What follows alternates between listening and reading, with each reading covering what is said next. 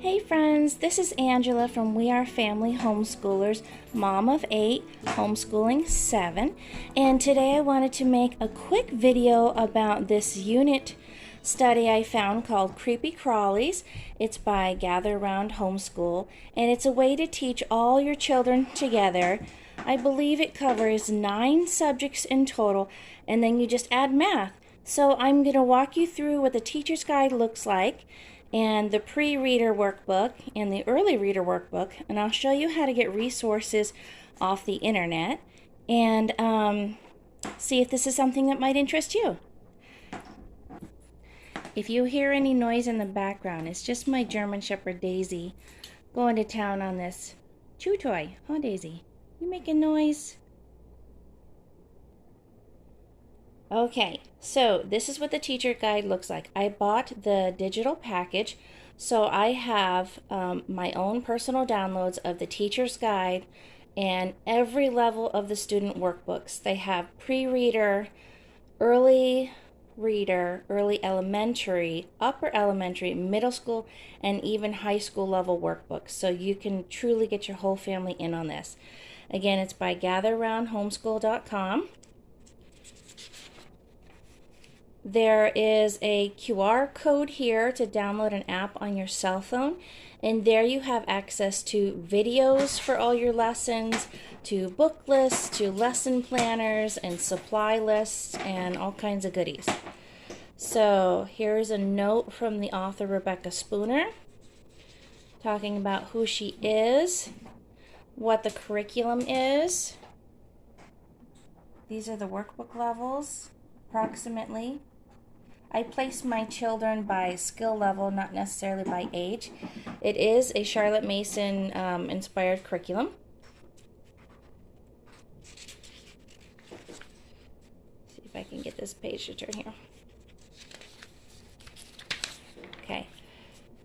And this one talks about supplies, how long does it take, is this curriculum truly enough?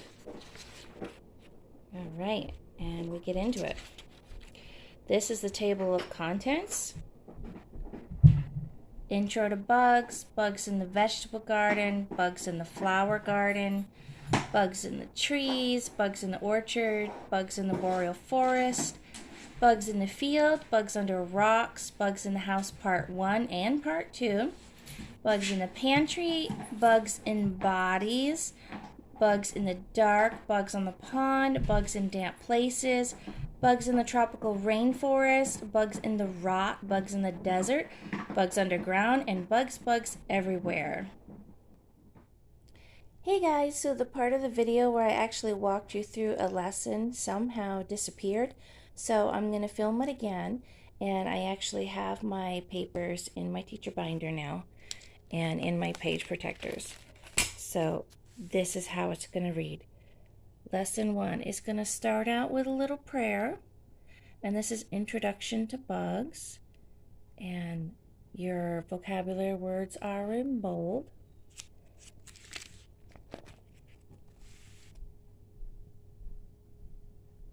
It's got diagrams in there, watercolor paintings. It's going to explain the difference right away between insects and arachnids, life cycles, taxonomy, worms, fun facts.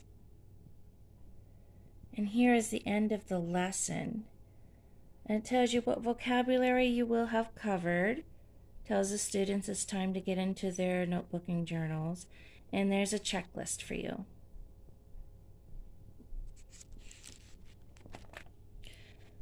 Here's a day at a glance of what you should have covered. Notebooking, science, language arts, Bible, and social studies will be covered in lesson 1. Now lesson 1, these are the answers right here. Answers to all levels of the notebooks. So lesson 1 is only supposed to take a day. The kids will have 5 journaling pages to go with this. And it'll probably take you about an hour and a half, depending on if you add any videos to it. So you can take the whole day and do it, the whole morning, and then add your math and be done. Or you can split it up. And maybe you read the lesson one day, and maybe you do a couple journaling pages a day and just, spend half an hour a day on it, like a regular subject, and then do the rest of your subjects. So this is what I've done with mine. They're in page protectors. And I said I was only going to show you a lesson, but the pages are so pretty.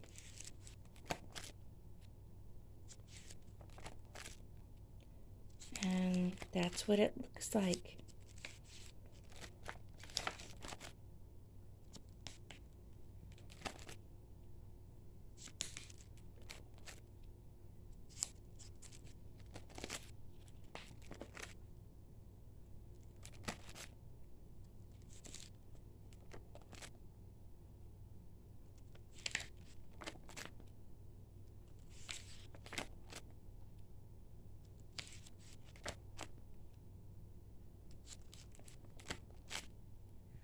And there are 20 lessons, and so if you teach 4 days a week, you can get it done in 5 weeks.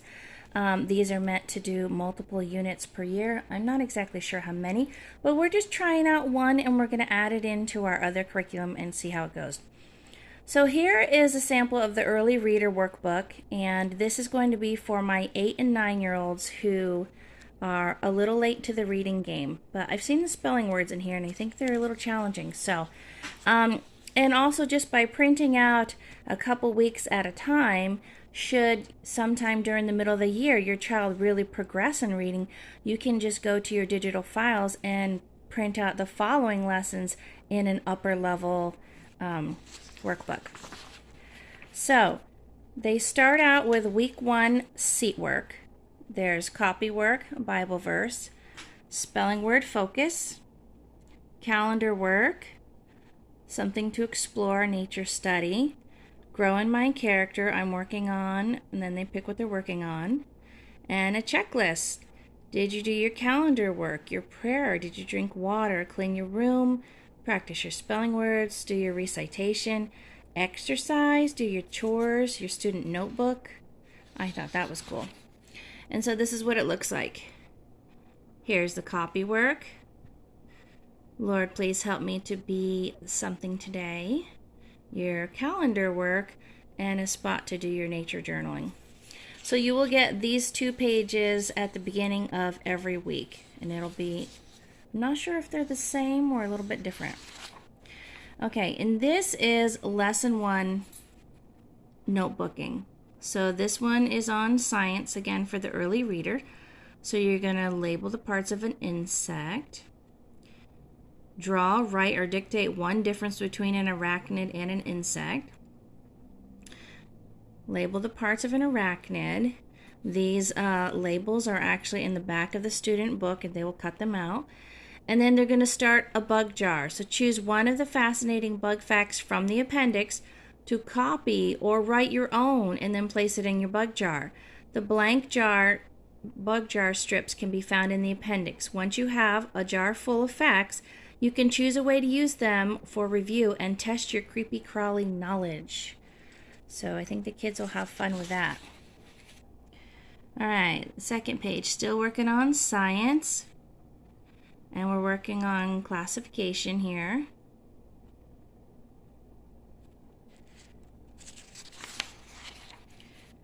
This page is on language arts, so using your spelling words and vocabulary. In the back of the appendix, there's a whole page on spelling word activities, and you can cut them out and put them in a basket or something and just have your kid pick one card, and it can be a surprise every day of how they practice their spelling words. All right, this page is about Bible. Today we learned about true bugs and the important list of requirements to classify or label something as a bug. True bugs look a lot like other types of insects. They have exoskeletons, segmented bodies, and 6 legs. However, what sets them apart is the type of mouthpiece they have. In the same way, the Bible says that what sets Christians apart, or what we are known by, is our love, John 13:35. We learn that when we have a relationship with Jesus, we bear fruit in our lives. Galatians 5:22 and 23. It isn't how hard we work or how much we do, but the fruit of our lives that can help people classify or see us as followers of Jesus. The more time that we spend in relationship with God and the evidence of Him, we will find in the way we act and think. Okay, so now you're going to read the qualities of the fruits of the Spirit that are the evidence of your relationship with God, and then you color them in. So, what on this tree is not a fruit of the Spirit? Selfishness, jealousy, anger. So that's a good way to tie in Bible. And then this page is social studies. So we're going to be learning about an entomologist and what they do. They also have this little same page alert up here. So early readers and upper elementary actually have the same page. And there's a little copy work down here. Okay, in the back of the student workbook, you have spelling cheat sheets. Give you a glance at what the spelling words look like. There's also vocabulary in the back of the student workbook. So I printed a sample of that for you. This is what the cutouts would look like. Some of them are in color. Some of them are just vocabulary. So here are the words you're going to place on those insect diagrams, on your bug jar facts. And I have one more. So this one's all in color. You can see that's beautiful. It's all watercolors. So I don't feel like it takes too much of my printer ink. But I did order a new cartridge just in case. Okay, so that was the early reader, which I'm doing with my 8 and 9-year-old. Now this is the pre-reader, which I will be doing with my 6-year-old son, who is actually in kindergarten this year. So he's going to be coloring while I'm reading, and I'll explain to him what this is before I get started. So an entomologist studies bugs. And then he has a Bible page. So that was social studies and now Bible. This is actually lesson 2. So he's learning about the bugs in the garden and what an ecosystem is. And then he's going to color this in while I read. This is also lesson 2. This is science and art. So he's going to go on a bug hunt. And he's going to draw a bug that he finds, or he can look in a bug book or something. And then he's going to talk to me about it. How big is it? What does it look like? Where did you find it? What are some of its features? How many legs does it have? And does it have wings? Lesson 3, I'm going to talk to him about bugs in the flower garden and spiders making their webs. So he will color this while I read the lesson. Then we have a geography page, and we're learning about the migration of monarch butterflies and Eurasian painted butterflies. We actually hatched some of these this year and released them. So that'll be cool. So what he's going to do is find out where their migration paths are on the map. And then he's going to glue on little butterfly icons, which are in the cutouts in the back. All right. Okay, so this is lesson 4. So I'm going to be reading a lesson about bugs in trees, and he's going to be coloring in this page of stick bugs and how they hide in the trees. And then here is a science page where he's going to be learning about katydids and the music they make. And there's 3 different instruments that he can make here and make some music. And then he's going to draw a picture of whichever instrument that he made. And that's all that I have for samples so far. I will show you some of the resources I found online. For example, if you download that QR code, you can access this from your phone, or go straight to gatheraroundhomeschool.com and look under resources. Tells you these are the different level workbooks. It tells you exactly what you need for supplies if you want to do experiments or make some recipes.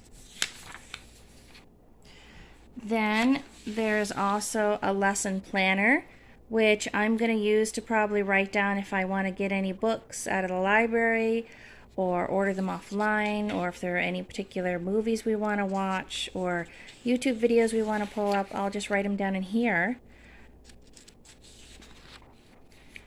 And then there's also a page to write down notes or supplies that you need to go get. If you need to jot down any adventures or maybe field trips you want to go on, or any special hikes you want to take, a shopping list. And then I printed out the book list. I did this one in black and white to save my ink. But it tells you how to use the book list and what exactly you'll find. So for example, the books under the pre-reader tab would be picture books. Early readers are books you can read together. Early elementary are books for grades 2 to 4, upper elementary grades 4 to 6, middle school grades 7 to 8, and high school grades 9 to 12. You can print this in color. Makes it a little bit easier, but I didn't think it was too important. I just thought this would be cool to have. So it's a nice big book list. I think it's 5 pages long. You can use your library or just books you have around the house. This is completely optional. You can do the curriculum without the book list. Sometimes moms like to have a read aloud or a book full of pictures for the kids to look at while they're reading the lesson. Oh, I skipped a page. Yeah, so I think this is going to be very exciting. The kids are already really happy about this curriculum just from looking at it.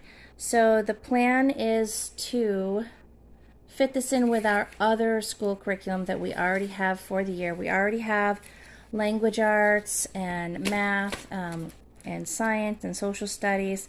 So I'm not sure. There's a few different ways we can do this. We can spend, just take a chunk of 5 weeks out of the school year and work on this. Or we could just do this 1 or 2 days a week, or maybe 1 week a month. So we'll just see how it works for us. All right, thank you for watching. Please like and subscribe.